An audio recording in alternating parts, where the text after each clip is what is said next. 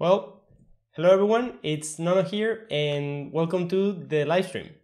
Today we're going to cover different topics, but I'm trying to follow, and I'll talk more about that. I'm trying to follow a list of things that I'm interested or I think that we're going to cover on the live stream, and then afterwards we'll add that into the screenshot of the video to mark which of those we actually covered.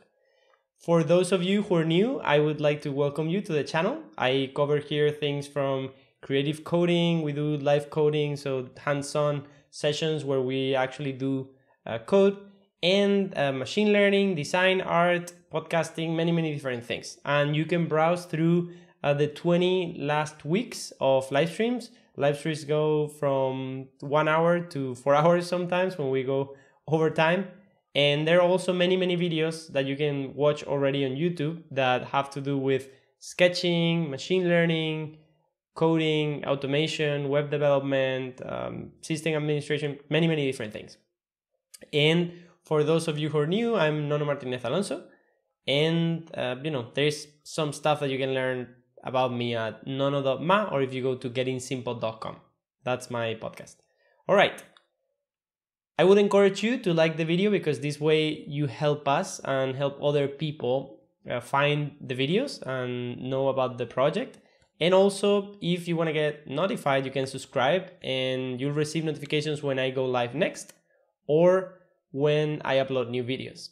Also, another way to keep in touch and to be up to date is to sign up or to join the Discord community. So this is, this is an invite at nono.ma/Discord. And, there's at least 50 people, I think, already there. And, people share their projects, talk about machine learning, talk about design, talk about other things. So feel free to introduce yourself if you're comfortable doing so. Okay, last week, and I see some familiar faces live right now. I would say hello, and I would like to ask if you can hear me okay, if it's sounding, and if you can see me and there's no lag. All right, so Live 19 was last week. We went into an in-depth introduction to DigitalOcean, what it is, how you can sign up, what droplets are, what dependency management means, and other things like SSH keys, using Docker locally, using Docker on the cloud, different things. As you can see at the top right of the screen, so on the previous slide here and on this slide and the next few slides, I'm going to try with that thing. If it's more comfortable for people who are watching, you can read that QR code that are pretty common nowadays. And that will take you to the resource that we're looking at. So the one before and here takes you to the Discord server invite. And this one takes you to this video that we're talking about. All right, so that's past or last week's video. This is a video that I took a year or almost a year to upload.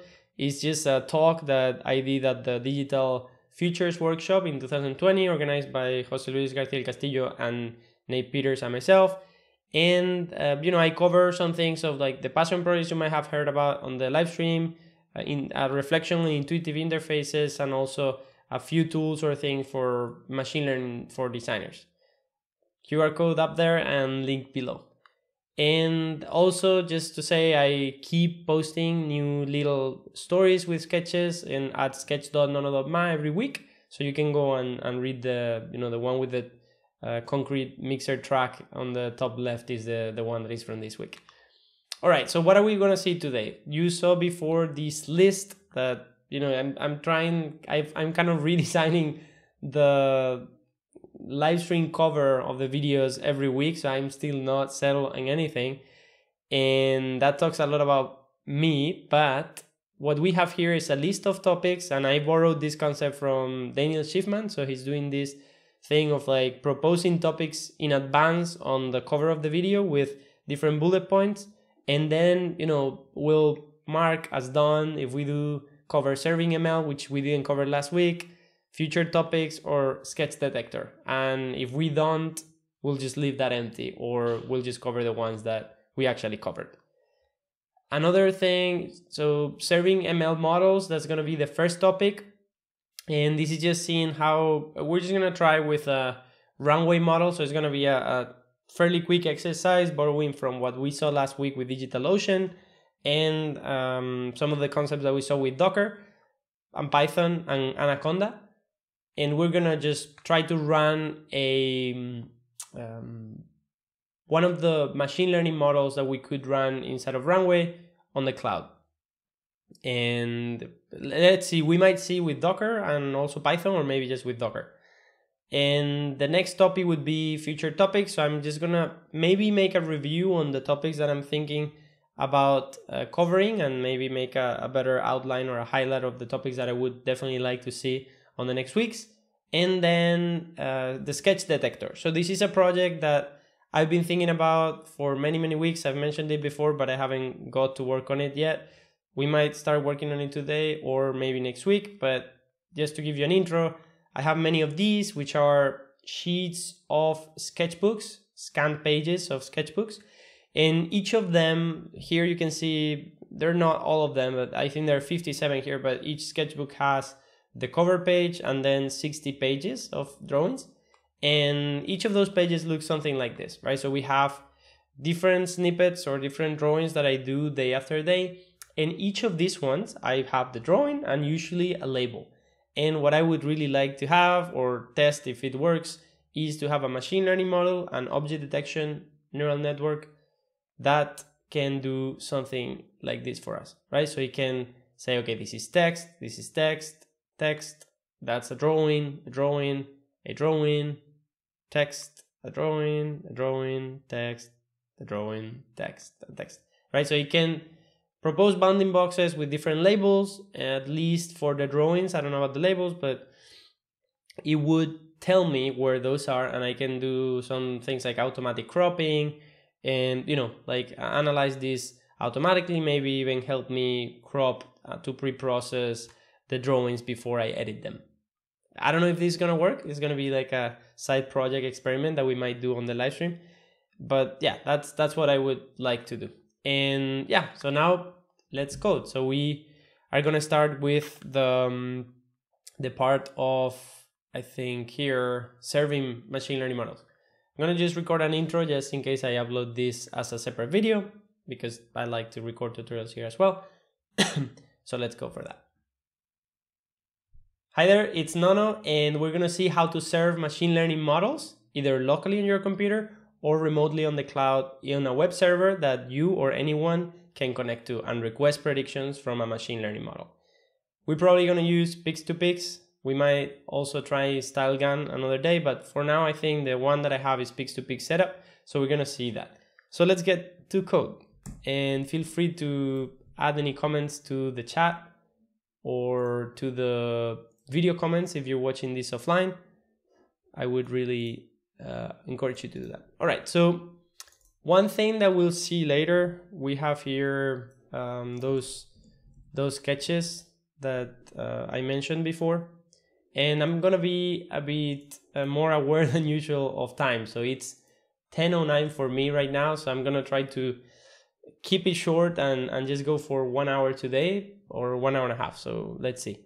All right, so objective is not future topics, but serving ML models. Okay, there are many videos that we have covered already in which we have seen how to serve machine learning models locally. So I'm gonna kind of speed up there a bit and not spend too much time, but we're gonna build on maybe live 14, 15, and 16, I think it was, and then 19, which is the DigitalOcean part. And I can, I'm gonna show you some behind the scenes here. If I can open this script of how I edit these videos and what I'm thinking on publishing next. So let me just go here. All right, so this script is this awesome app made by, just happening in Silicon Valley. And for me, what it does is, and this is probably something that is not in those goals, but and they just released a new version, so we probably should try that at some point. All right, so I have here my browser, so my terminal, and I'm gonna open. So this is what we're gonna see later, and these are, this is the page of sketches that I mentioned before, but I'm gonna go and just go to the YouTube channel, And as you can see, I have videos here. So I'm gonna pick one that is super short. So this one doesn't even have audio. So it's a really short video. And what I'm gonna show you is quickly my workflow on how I edit the videos. And this is something we'll go into more depth in the future. But if you do something, I think it was something like this, right? So so if you run YouTube DL dash capital F and then the code of a YouTube video, you can list all of the formats that you have from this video, right? So I usually do get the highest resolution of video and the highest resolution of audio. Normally that is, there are some codes here on the right that represent for each of the formats the code, right? So normally 140 is the audio that I get, and 271 I think is the video. But for this one, because it doesn't have the 2.5K version, it's not available. And this also is a screen grab, so it means the proportions of the video and resolution are kind of out in the wild. But we can do something like this. So we can do YouTube DL F, and then we get the 315, that's the video format, and then 140. And we could just get the video, but I also like to do this, so recode video to MP4. So behind the scenes, what this does, and all right, so we need to provide the hash, so the unique ID of the video. And maybe we are also going to open desktop so you can see. Right, so we're gonna leave the desktop here. We're gonna get that quickly. Right, so we have the video here. I'm just gonna get the unique ID and I'm gonna put it here. So behind the scenes, let's see the Finder window. So behind the scene, this downloads the information from the website. So this is from YouTube. It's going to download the video and the audio. So you can see here there's no video for this one, but it's empty. But you download the NKV and then now it's converting. And behind the scene, even though there's no output here, what this is doing is that it's converting our video into MP4 with FFmpeg. So this would be exactly the same as if we just re-encode the video to MP4 with FFmpeg from this NKV. This shouldn't really take long. I think we can, so that just finished. So now we have here, we have the video. If it had audio, it would have the audio. And this is if you're downloading the maximum resolution, that would be probably the maximum MP4 resolution that you can get. So just a comment, this is what I'm doing right now for the YouTube live videos. I'm not recording locally, I'm relying on YouTube to convert the video to 2K. And then day after,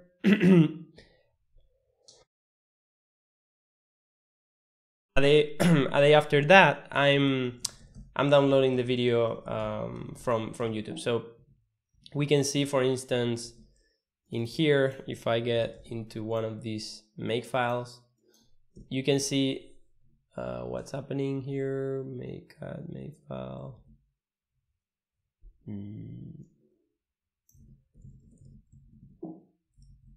Okay, this is on Dropbox. So yeah, it's just like a download command. All right, so we have here, right? So in this composition on this script, I think it's important. It's interesting because this is kind of the behind the scenes of how I edit these videos. Is I put the video here and you see that it says raw. So the first thing I do, I just add markers. So you can see if I go here, this is a list of markers that I add by hand right now. I just have to go through the video, and then at some point when I want to add a marker, I'll press command return, and then here I can put a new marker, and that shows in here, right? SDF, whatever. So I can go back and remove that because we don't want that marker. And when I say raw, is that I'm not actually cropping or cutting pieces of this video at all. I'm just putting those markers and then I'm exporting.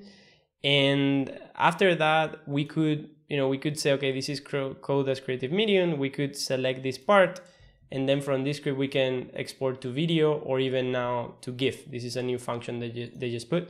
You can also export markers. So we would export a different video with the title of the section for each of the sections. So we'll end up with, I don't know, many videos here, like 20 something videos. or you can also select a part of it. So let me just see if you can hear the audio. I have my own CMS.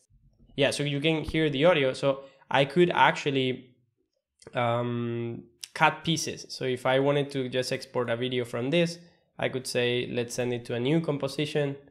We just see here there is a new composition just with that. And this is all the same system, so it's IPHP. And I can, for instance, I can remove the filler words here, so those get removed automatically. If there are any long pauses, I can shorten them, so there's like 4 gaps.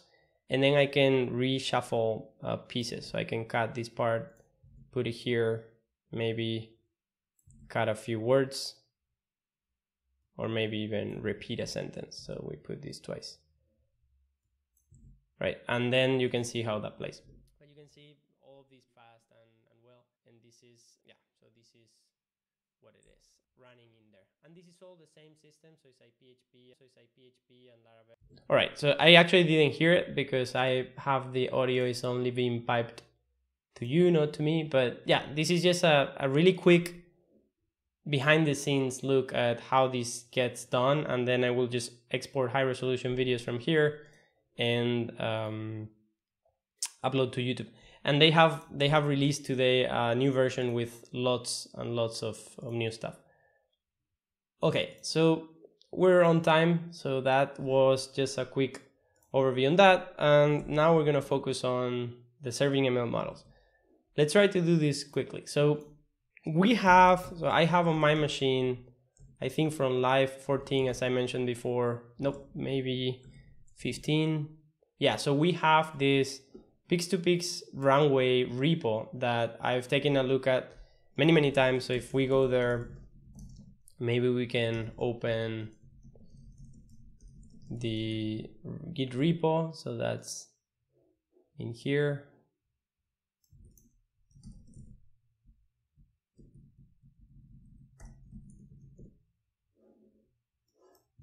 Right, so this is the Git repo, and it's open source.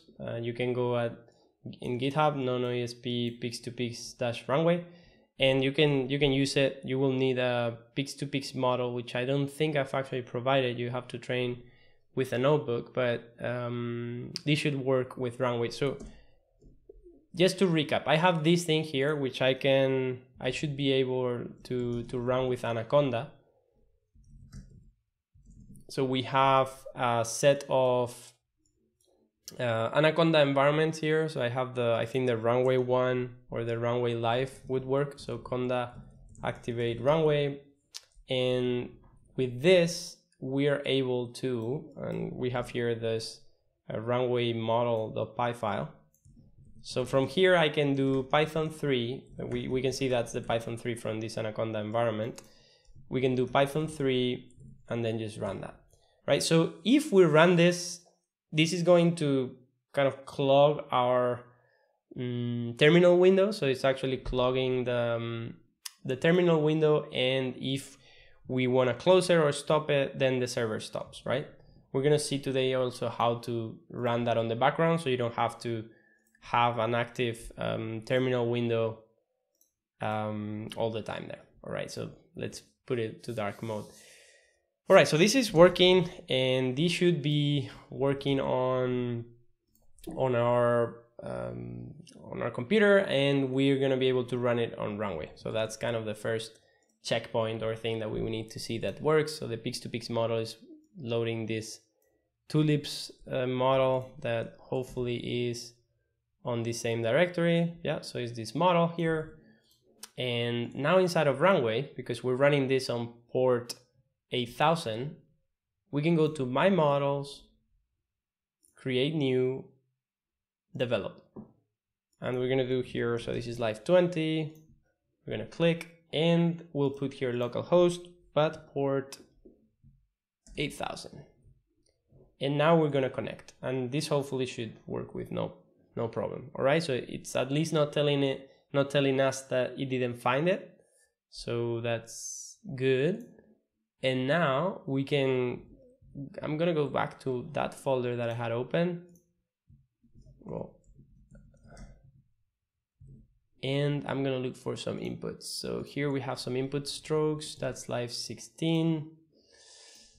We're gonna go open folder, live 16, input strokes, and we'll open the folder. All right, so now if we pick one, okay, so this is working, success, and this is running on our machine, right? So we got it running on our machine. We're gonna try to run it now on DigitalOcean. Again, if you don't know what it is or how to use it, we're going to, we have livestream 19 from last week, and you should be able to just watch that video and understand a bit better what it is. I'm logging in here on my other screen.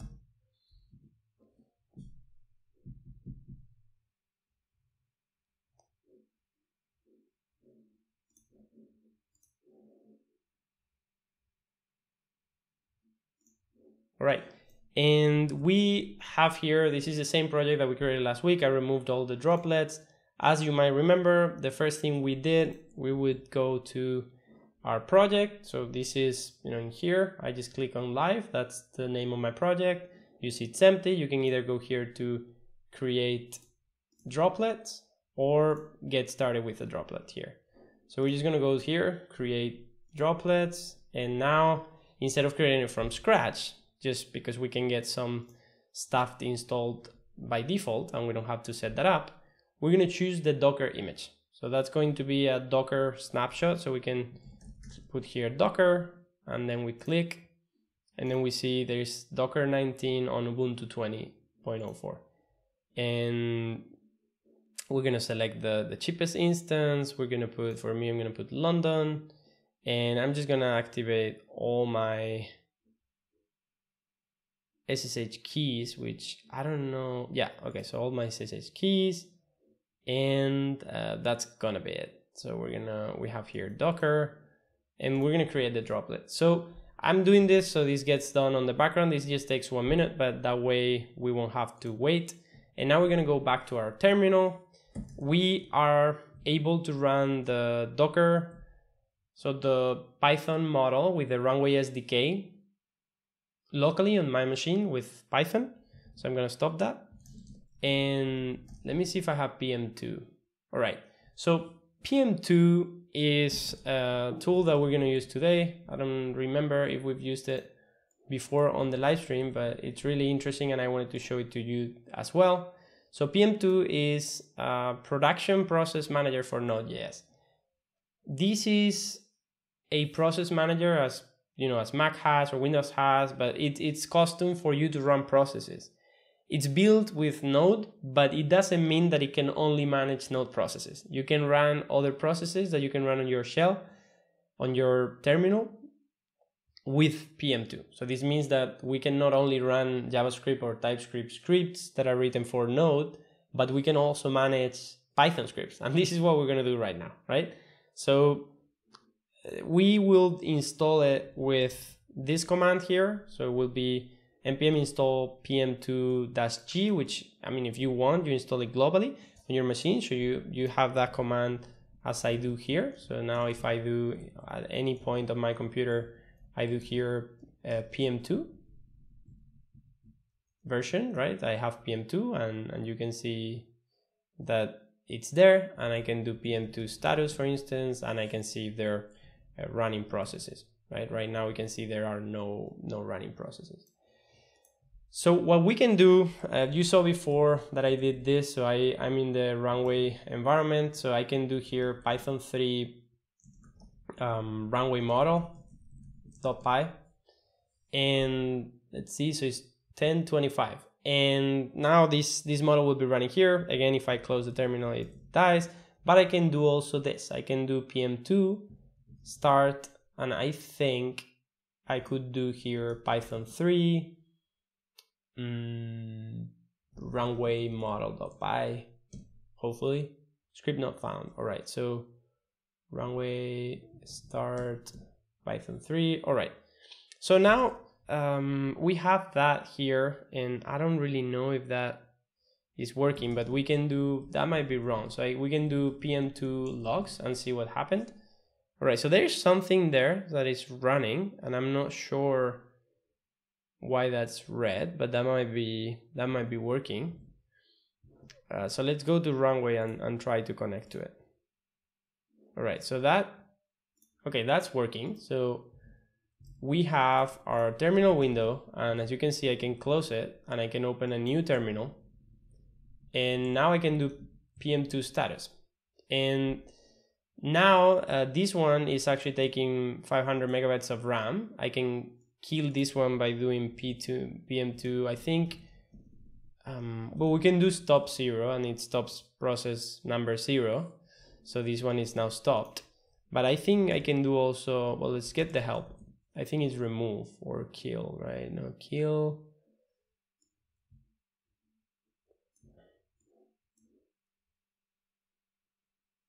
Wow, there are many options. Let me just go here. So help, grab, remove, or delete. Yeah, delete. So I think stop and delete a process from PM2 processes list. So here we have, if I do PM2 status, I have this process that is stopped, and I can do PM2, deal or delete, and then 0. And then the other process disappears. So Runway is, the SDK is running on the background, and I could do this thing. So I could do stop 1, that is the application we had before. So now this, this is not working. Well, maybe those are cached. Yeah, so it seems like Runway might cache some of the responses. So if we go to some of the ones that we've already done, we get the cached response. But for these new ones, the server is actually off. And we might see that if we try to connect here, the server is not running. So now we can do here what we ran before. So it would be PM2 start. And then we'll do Python 3 runway model.py, and oh, okay, I moved directories. I have to go to that folder we were before and then run that. PM2 start Python 3 runway model. So that starts. We have that process here. Not sure, yeah, what's going on here. And we maybe see that by running this, right? So PM2 del2, and now this, that should be working on the background. So this is one way in which we can run the process on a server, and then that will be active there. But we're gonna also try with Docker. Okay, so we've seen running it with Python, running it with PM2. So we're gonna delete that. So delete process 1.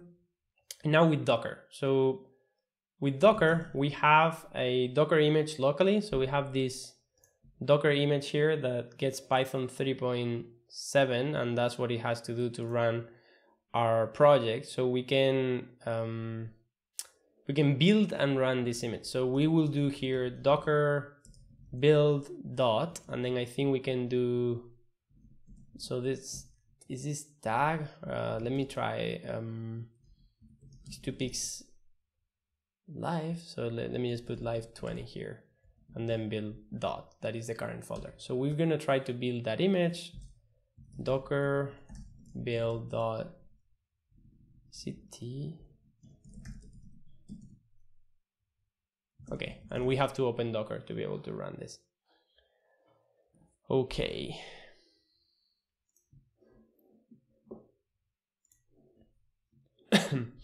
Okay, so Docker is now getting started. And 230, all right. So Docker should be now running. Okay, so now we should be able to build our image. Sending build context to Docker daemon. Yeah, so we've talked about this before. So what this is doing is uploading both of these models to the image. That's gonna make the image bigger because we're passing 2 models. And actually I'm gonna remove that, and I'm just gonna upload the model that we're gonna use. Otherwise this is gonna be a lot bigger. So we take the Daisys model out and we run this command again. All right, so right now I'm building a custom image that is going to make an image, a Docker image, from which we can create Docker containers to run this model, so the Pix2Pix model with this specific checkpoint anywhere on the cloud. So on a remote server, on a machine, on the machine of somebody else. What this is doing is getting a Linux image that is running Python, well, that has Python installed and in the version 3.7 Slim, and is going to run and execute all our dependencies that we have on the requirements.txt file. So basically these 4 packages.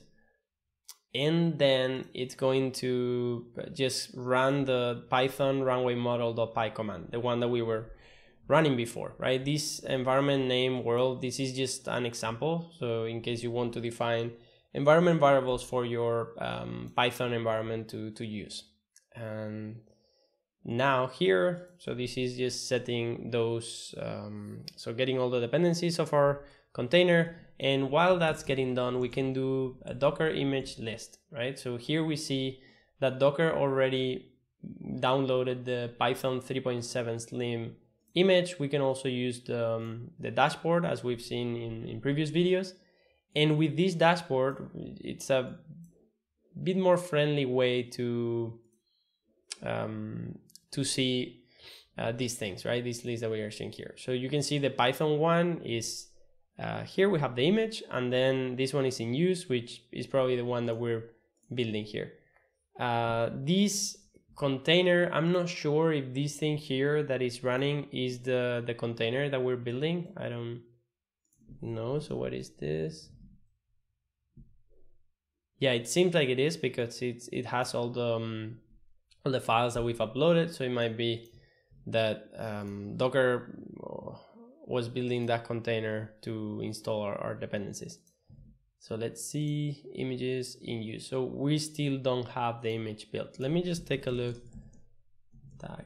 Let me just see how to put a name when we build a Docker image to our image. So tag, is it?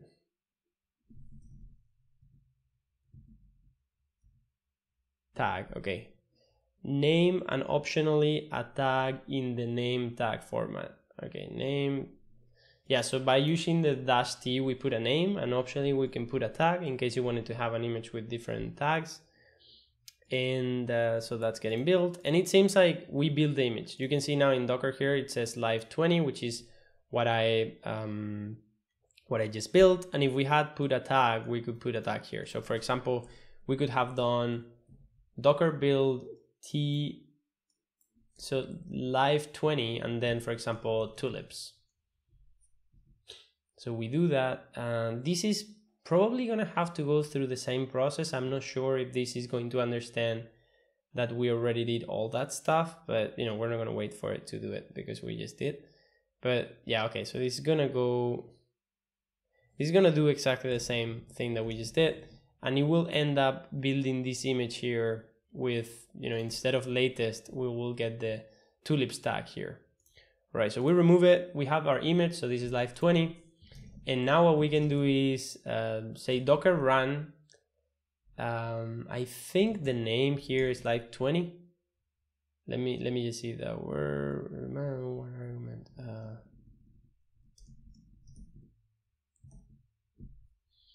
Okay, so this seems like it's running.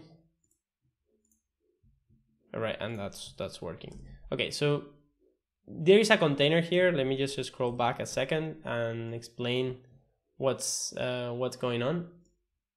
So stopping server. All right, and the container disappears. All right, so we're gonna clear this one. All right, so if I do here, so this just to understand the anatomy of this command. So if I do here Docker run, right, and I put the name of an image, that's going to create a container, which you can see here, and it's just gonna execute the default command of our Docker image, which is cd python runway model.py, right? So it's going to create a container from the image we just created and then run this command. And when that happens, you see that the container is live here. You can also go to another tab and do Docker container list, something that we will have to do on the remote server to see that this is running. And we could kill it. We could actually kill the container, but we can just also terminate that process here. So we can stop it, and then we kill that.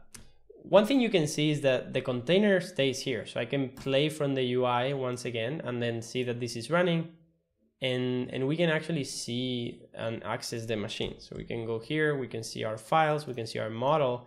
This is a window or like terminal console inside of this container. And I think, yeah, if we go here, we can see all the logs of that container. So you can see that the survey is running at the same URL that the other one was running before. This is inside of Docker now. And let me see, if we go to Runway, we can now continue predicting from here. And I think it should be attached to this one, because maybe, okay, yeah.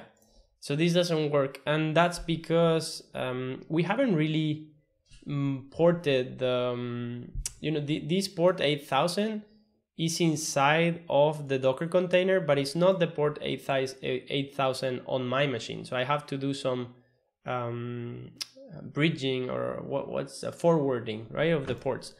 So let's delete this and adjust the command that we were running before. So let me leave this aside here and then put our terminal window here. So what I was doing before is docker run live. So that's the name of our image, and that's a simple command, but we can also add here the interactive. Let's just add here the --rm.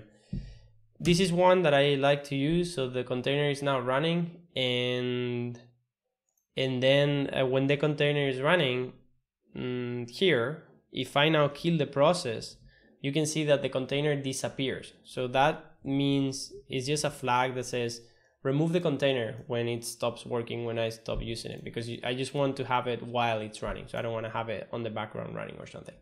And then there is this IT that I don't remember now, but I normally use, that is like to have it interactive and something else. I'm not going to spend time on that now, but there is also this -p that I think if we forward, let's just try to do 8000 to 8000, we should be able to access that port from our own machine, right? So if I put the localhost 8000, now this is visible here. So I can see the API of that Docker runway model. And hello, Mayur, I'm glad to see you around. And if you go here and you run this very, right now this is not there. I just update and it's not there because I stopped the command. But if I now remove that forwarding of the internal Docker 8000 port to our machine's 8000 port, now this doesn't work, right? So we have to run this 8000 to 8000. So let's try to just do this to see, because I never know which one is which. So 1, 2, 3, 4. All right, so that means it's the other way around. So we want to forward the 8000 port to 1, 2, 3, 4 on my machine. Also not there. Okay, now it works. All right, yeah, so that's cool. So with this, what you can see is that the command is docker run, and we have the name of the image that we've created, so we could run any other image there. We're going to remove the container once it's done, so right, once we're done with it. And then this P is forwarding port 8000 from inside of the Docker image, which is the port that the runway Python script is using, into the 1, 2, 3, 4 or whatever port we choose on our own machine, right? So once we run that, right, we can see that this is not running right now, and just for like showing that works, we'll go to 3000 now. So 3000 doesn't work until the server is actually running, which will be here soon. And now that works, right? So now we can go into our Docker interface. So we can click here and see the logs. So you can see this is going to be still running on port 8000. And we can go into Runway, change this to port 3000 and then connect. And then now you can see the logs on Docker. So this is actually pinging. There is like a heartbeat that is pinging there. And then every time we get an image, we actually get the image from this new request. You can see the generate command is being run every time I click on an image. So you can see, let's say here, let's just put this here. How can I put it so you can see it? Yeah, so you can see there are no generate commands in here, right? And then when I click, then this generate command shows up here. All right, so we have Docker with, let's do a recap. So we have, we've seen how to run, how to serve the ML model locally with Python, with PM2, so the project manager library. So it runs on the background and we could, close the terminal and that will continue running. And then also how to run it with Docker.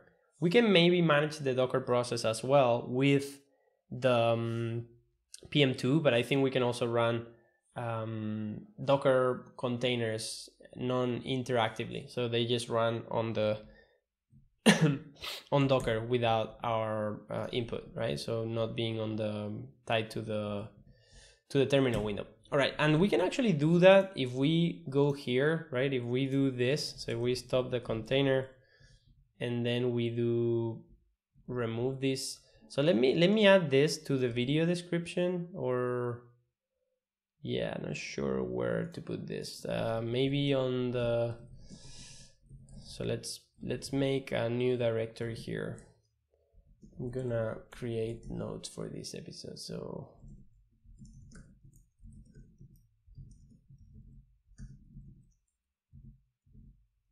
all right, so this is gonna be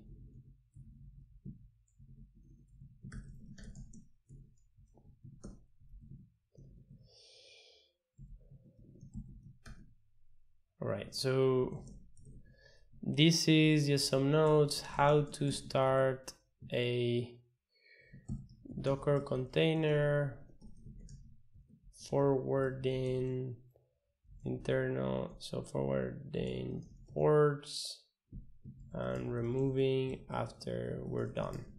Right, so here -p means forwarding to the host machine, Docker machine. And then remove means remove container after we stop the process. And then here live 20 means name of image we want to run. All right, and we also did another, so this is like creating a Docker container from,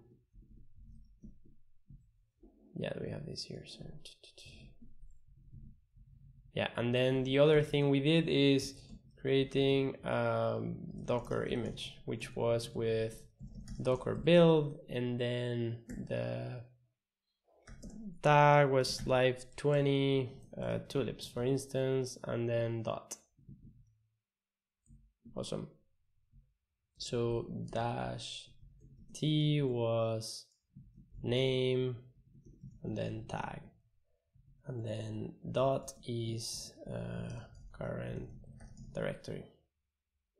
Awesome. So that is our beautiful README, which you cannot read with this dark template, but it's there. We'll put it somewhere, and now we're gonna go back. So let me just try. We could do this. So we run without removing it for forwarding.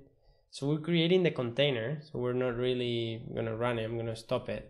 But now the container stays in here. So you can see that the port is 3000 is being forwarded, and I can click on start. So now my terminal, I can close it, but this is running and I can see it. And there's something that has failed, which I don't really understand.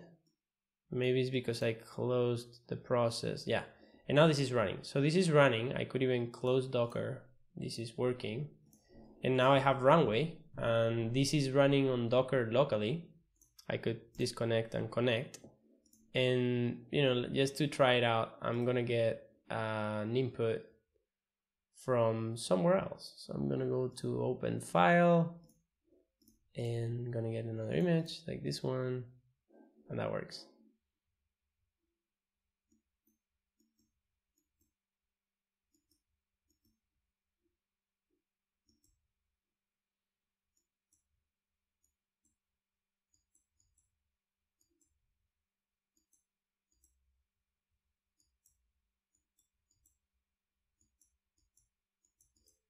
All right, and that works pretty fast actually. All right, so that we've gone 47 minutes and we have this running locally. How do we run the same model remotely, right? If we get there, maybe, let me see. So I have this other window here, which I'm gonna make smaller. So now we have this Docker machine. So I'm gonna copy here and I'm going to SSH into it. So I'm just gonna try to SSH into it. So we're gonna authenticate this window and now we're inside. So we have a Docker machine. I'm inside of a DigitalOcean droplet. And one thing that we can do directly is that we can see if we have Docker running. Docker is running, so we just verified that. And this means that remotely on the web, we can run Docker images that we've created and push somewhere.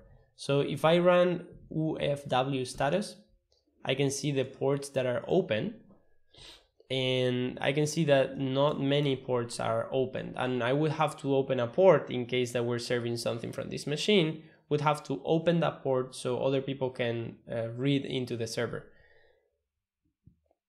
So the first thing that we can do is that I already have, I think on have.docker.com, I think I already have an image. So let me see if I'm logged in. Docker Hub, account settings.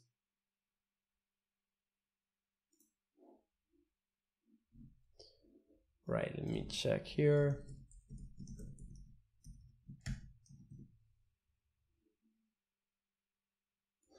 All right, so this is my account, and you can see we already did this Pix2Pix live image a while ago, so we have an image already. And we can push it, so we can, you can see something like this. We can pull, and this nonoesp / Pix2Pix live, that's the global name for Docker on the Docker registry of images. It's where we can grab this image and use it anywhere. So we can, on my computer or remotely, I'm gonna do remotely right now, we can run the same command that we did before. So we're gonna do docker run, remove the container where we're done, and forward. So forward to the port 123, the port 8000, and the image is gonna be nonoesp / Pix2Pix -live. Docker first knows that the image wasn't found on the local machine because it's not there, and it's going to pull all the dependencies, so my image and all of its dependencies, and it's going to extract them and then run them on the container. If we open, so let's say we open a different terminal with the same, entering the same DigitalOcean machine, we can see if we do Docker image list, there's no images there. So they're being pulled and they will be extracted once they're pulled, and we'll see a list of images there. And there are no containers yet, right? So those will be, or one container will be running when the downloads are ready and we get the thing to work. So from here, we're gonna be able to ping and see other things on, so see if the actual server is working. So let me see if we have Python here. So Python 3, we don't have it. And we also don't have PM2 because we don't have node. This is just a Docker image that, just as a recap, is an instance. So this is a DigitalOcean Droplet, a web server that has Docker installed, but it doesn't really have anything else installed. It doesn't have Anaconda or Python or Node.js or NPM or PM2. And we would have to install those manually. And we don't really have time to do that today, but hopefully this works. So, okay, so this is great. What you can see on this window now is that the Runway server, the one that we pushed in another live stream, is now running on this remote machine, so on DigitalOcean. And if I, on my DigitalOcean machine, if I do Docker image list, now you can see that we have the NonoESP Pix2Pix live image, right, which is 2.2 gigs. And if we do Docker container list, we see that there is this container that is running there, right? So it's one container, so there's a random name, we didn't really name it, and we're forwarding our local host 1234 to the 8000 TCP port on the instance. So if I did, so do we have curl here? Yeah, so if we do curl, and I think I can just do this, right?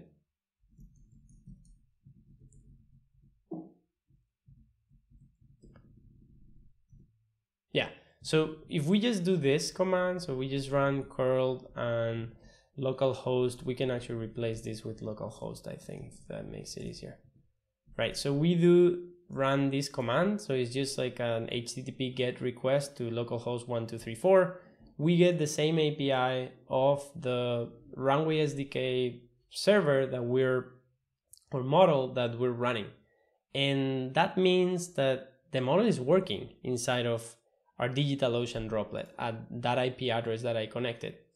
And if we close it, so we interrupt that node, when we do this, we're gonna see that there's nothing there. So I'm going to go back and run the same command. You can run this command on your machine if you have Docker installed, and that's going to work because this is a public image. And once I run this, so if I click here, I run it. Now this is going to start the same model server again. We'll be able to grab the IP from here, so the JSON API. And now what happens is that if I go here, right, so this is the IP of the server, we can copy this IP, we can put it in Docker, so on Runway, so we have the host here, and put 1, 2, 3, 4 here. If we connect, this is gonna try it, but I don't think it's gonna work. I'm not too sure. Maybe it does. And okay, that is indeed a bit weird, I would say, because that means that the port is open, and that's a bit unsafe, but maybe that is indeed working. All right, yeah, so that's working. I wouldn't have expected, I thought we would have to open some ports on the firewall, but automatically, so this IP, which is the IP of my Docker droplet on DigitalOcean, if I copy it and I just put the port 1234 behind it, I can get the API, so the JSON spec of the model that we're running. And I can directly request predictions with Runway. So I'm serving that model with Runway, with the Runway SDK on a remote server. And anyone, right, if you're connected now live and you have your Runway session open, you can create a development model and connect to this IP at this port, and it will work. I'm gonna tear this down after we finish the live stream, so if you see or you watch this offline, you're gonna be able to connect. But for now, this is running, and anyone can prototype with it, and it's pretty fast actually, and I'm pretty surprised.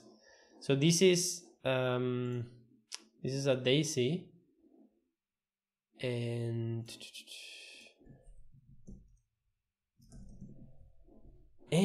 what are we gonna do now? So this is running. We've covered the first point, so at least we can check that one off. And the thing that we haven't covered, so we haven't pushed the other image to the cloud. So the thing that I would like to do kind of to wrap this topic up is that here locally I have my live20 image, and I can do docker push live20. And I think because I'm authenticated, requested access to the resource is denied. Docker IO library. What is Docker IO?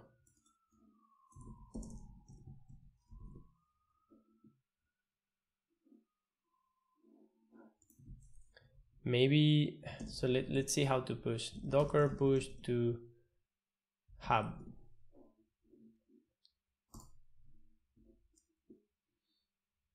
Docker tag hub user repo name tag. All right. So we actually need to do something slightly different. So we need to do docker push and then our image, and I'm going to do nonoesp pix2pix live20 tulips, and then I'll do that. Docker push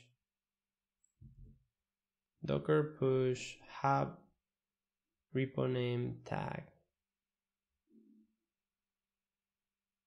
docker tag. Oh, okay, we tag it first. So we say docker tag live20 with that, and then we do docker image list. All right. So we've tagged this image with this. So what did we run? So we're gonna save these commands here so you can get them later from the README when I post that. Live20 README. Tag our image,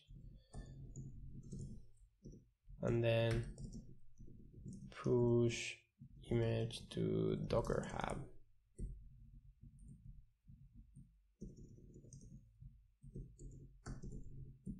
Docker push, and then nonesp pix2pix live20 tulips, and then do that.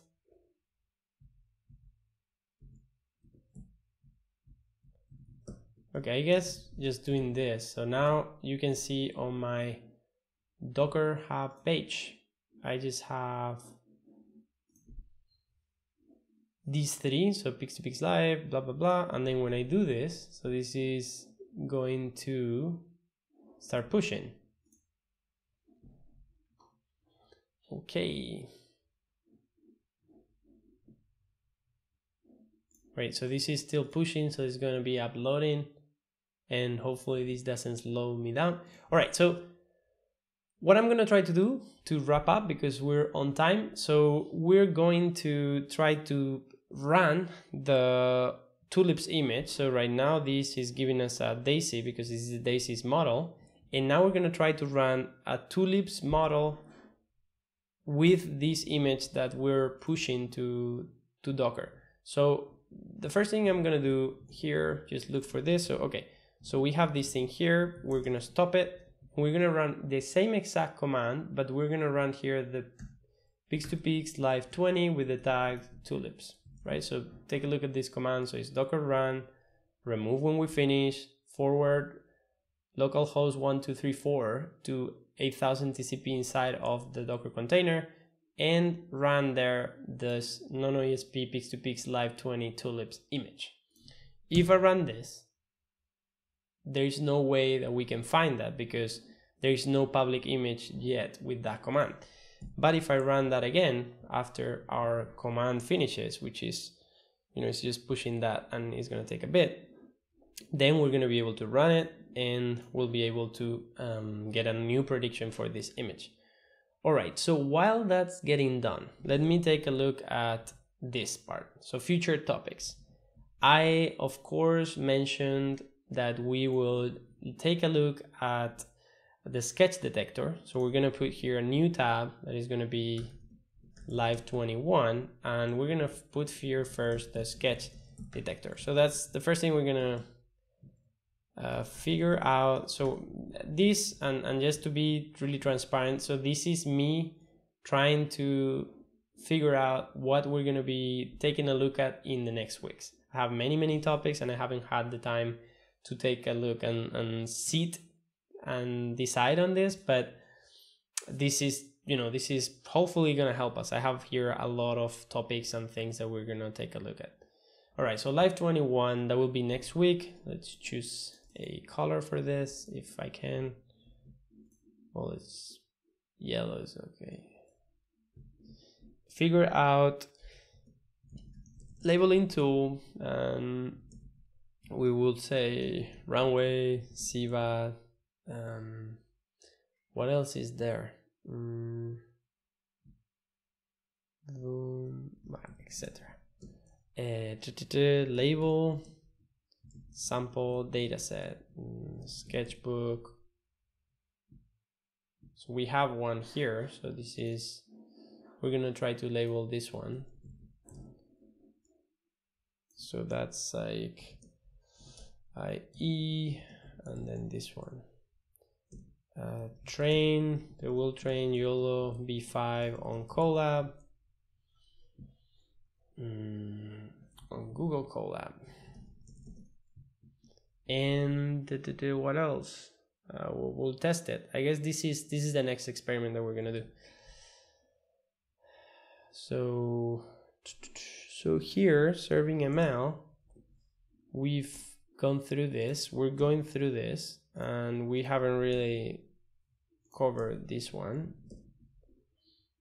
And future topics, I also want to take a look at embroidery, how to generate embroidery files. I've already taken a look at pembroider, but not really on the live stream, just showed a few things a few weeks back.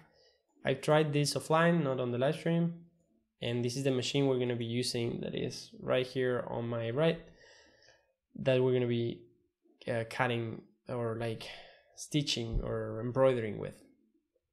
I also want to take a look at, so I had a meeting with Michael Lustig, so I met with him last week or 2 weeks ago, and we were discussing about some projects, side projects that he's working on, and also about dot files. So dot files, I have been optimizing my machine. I got a new M1 Mac that I have to release a video for, with a unboxing and then some tests that I've been doing with the GPU. And I decided that I will overhaul all my dot files, all my initial configuration, so I can repeat it in many different computers without having to go through it manually. I discovered things like homebrew brew files, which let you install the same programs in many machines with quick commands. So for instance, we have here, so if we go to my brew file, I have all these things here, and just with this list of applications here, you can run one command and all of them get installed in your Mac, which is really, really cool. So this would be like brew bundle. Well, if we do something like brew bundle, let me just make a temp file. So if I do brew bundle dump, so go to that file and do brew bundle dump, this command reads my homebrew installation on this computer, and it saves a list with all of the dependencies, all of the programs that I have installed.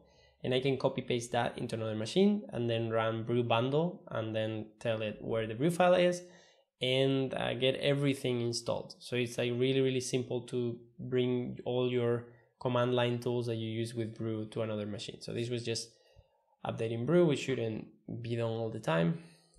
And now we're going to see that file. So we'll do code brew file.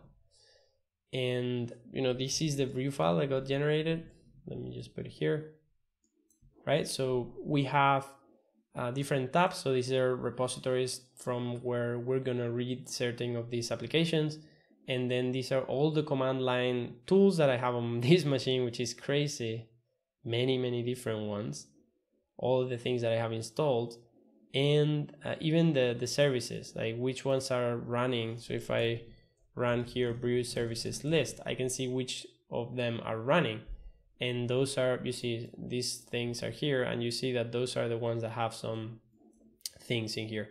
And then for Cask, I have the applications that were installed with brew Cask. So these are like .app or .app, but that were installed here. And also with Mass, you get the applications that you have downloaded from the Mac App Store, their IDs and the names. And that allows MAS to also install them in a new machine, so you can automate many of the tasks that you have to do with your computer. And how will you get that installed in another machine? So you will just do brew bundle file brew file, and then it will go through that list and even create a brew file.log.json or .json.log. Yeah, .log.json, I think. And just to make sure that it knows what it's been installed. All right, while we were talking, so we still have to go through the thing of schedule future topics, but at least we've scheduled this for next week, and we have many other topics. We also have to look at Jadom, which is another .files manager, which I haven't taken a look yet. There is also Mascap out there, so Mascap brew, I think.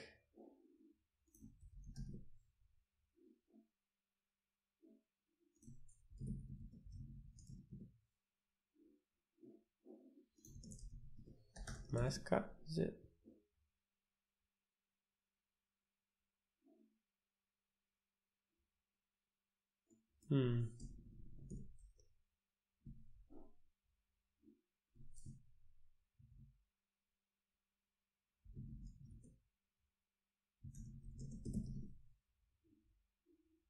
I don't remember now. All right. Yeah, so that's it. And we'll take a look at that in the future, but not now. So recapping a bit, now I have my new image here. So it's Pix2Pix Live 20. And we're going to now use that on our remote server. So we've closed the other program that was running there. So this is actually looking for something. It's actually not finding anything.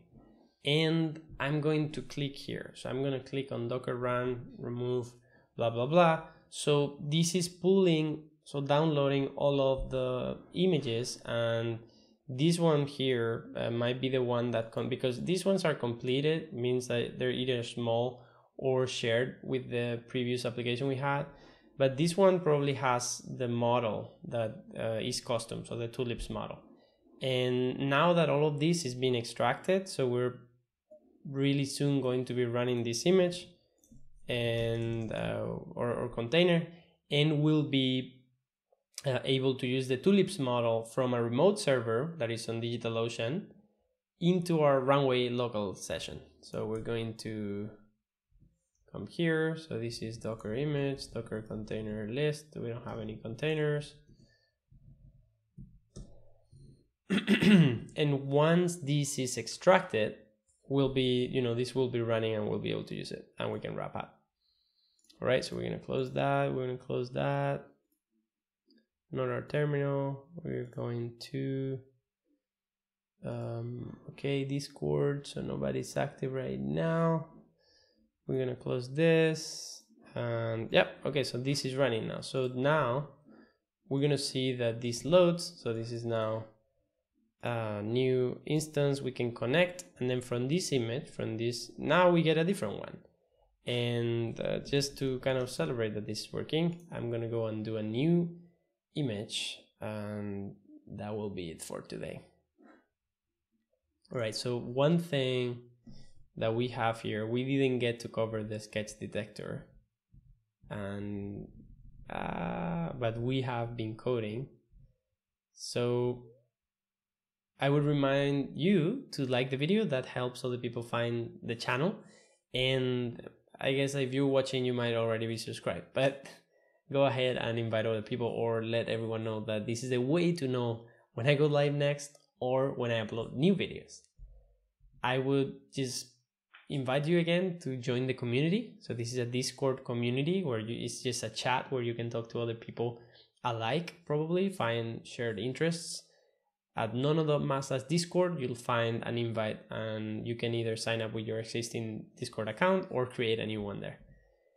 Thanks so much for watching, and I'll see you next week. I'll be uploading new videos. I'm trying to find somebody who helps me editing the videos and uploading short clips to YouTube. If you know someone, just let me know, or if you're interested, let me know as well. We're going to wrap this up really quickly now. So that's it for today, but we're going to, let me just open this here. We're going to take a last look at this thing. Okay, one thing that I can do now, this is something that I usually do after the fact, but you know, you can see also the behind the scenes here. So we've covered this, and we have to put this here as well.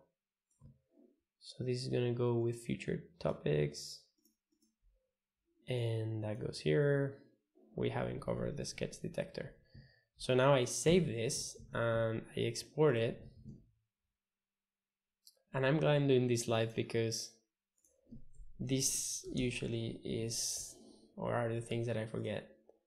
So if your recent file list, we close. We don't close that.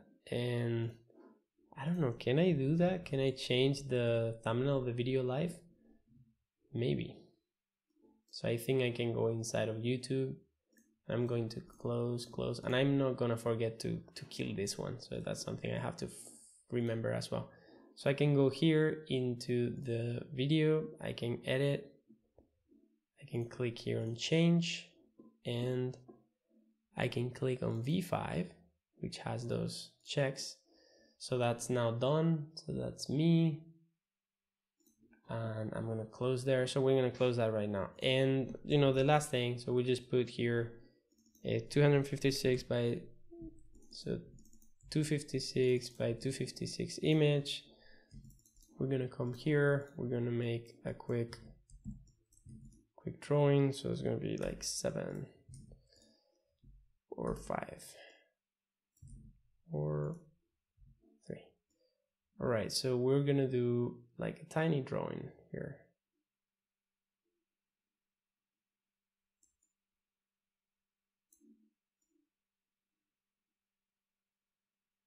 All right, so we're gonna save that.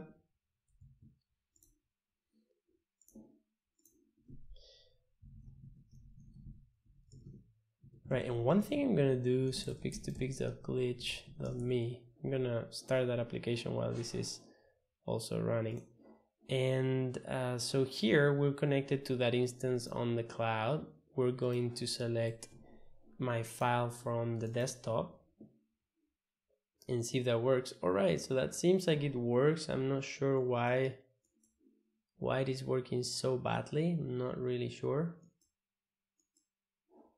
That is really bad actually, but you know, whatever. And yeah, so we'll close this. We're gonna open this here, and the thing that we're gonna do here is,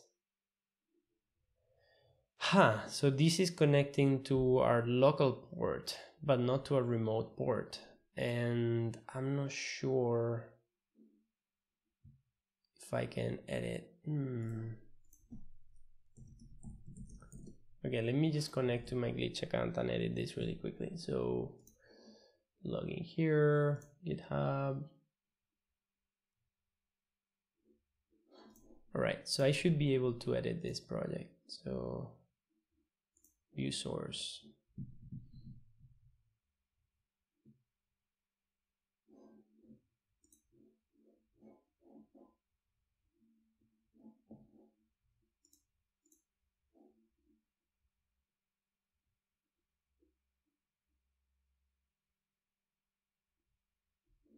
Right, so this is localhost. So I'm gonna hard code this quickly, but that shouldn't be a problem later. So that is gonna be it.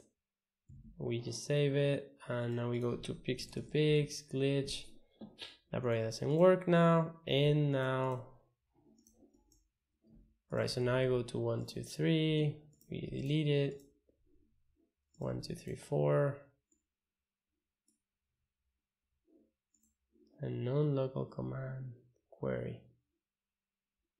query. All right, so we also need to change here this to generate.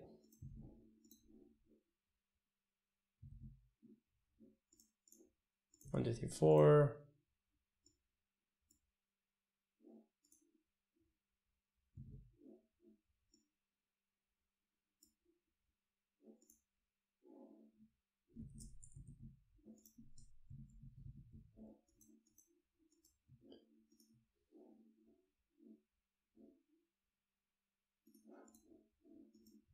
All right. Yeah, for some reason that's going a bit slow.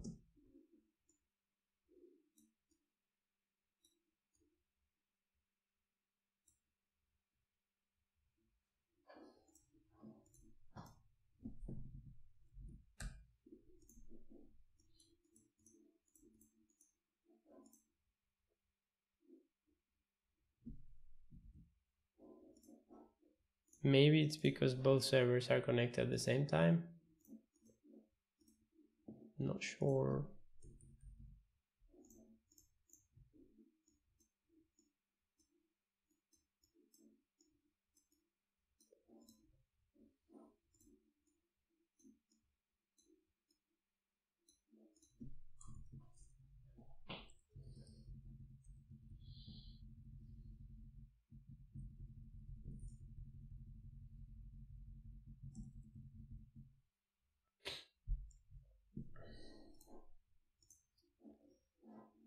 All right, so let's run that once more, last time.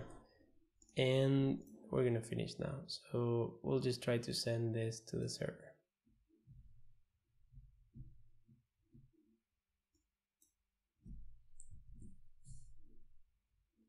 Fail, connection refused.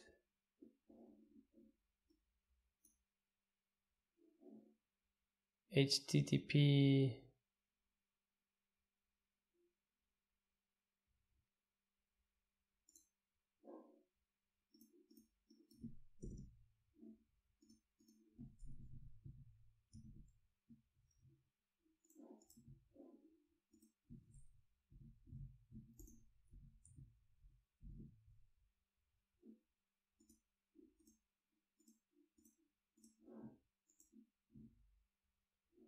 Allocation exceeded. Okay, let's take a look here. Containerless. Not sure what's going on, but something that has to do with the RAM maybe.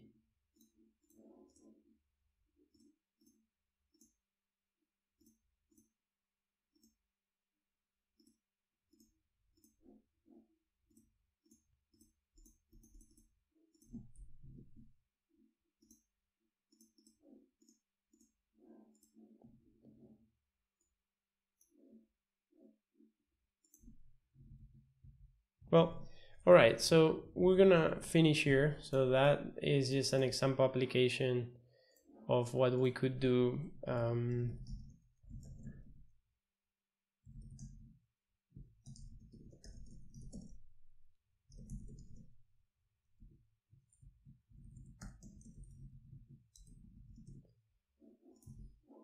So first thing I'm gonna do, I'm gonna leave this as it was. So I'm gonna change this script to as it was. Maybe here put the generate command instead. And in DigitalOcean, I'm going to destroy this resource because I don't want it to be charging per hour. I'm gonna kill it. So that's been destroyed. And now this drawing up at list, you know, we just put here 0000, so that should be working with the local tulips model, and this should work as well. All right, yeah, so at least, you know, at least we got, this works with the remote one. I don't know why it was really slow, but we're serving the model, and now we can interact with the tulips model in real time.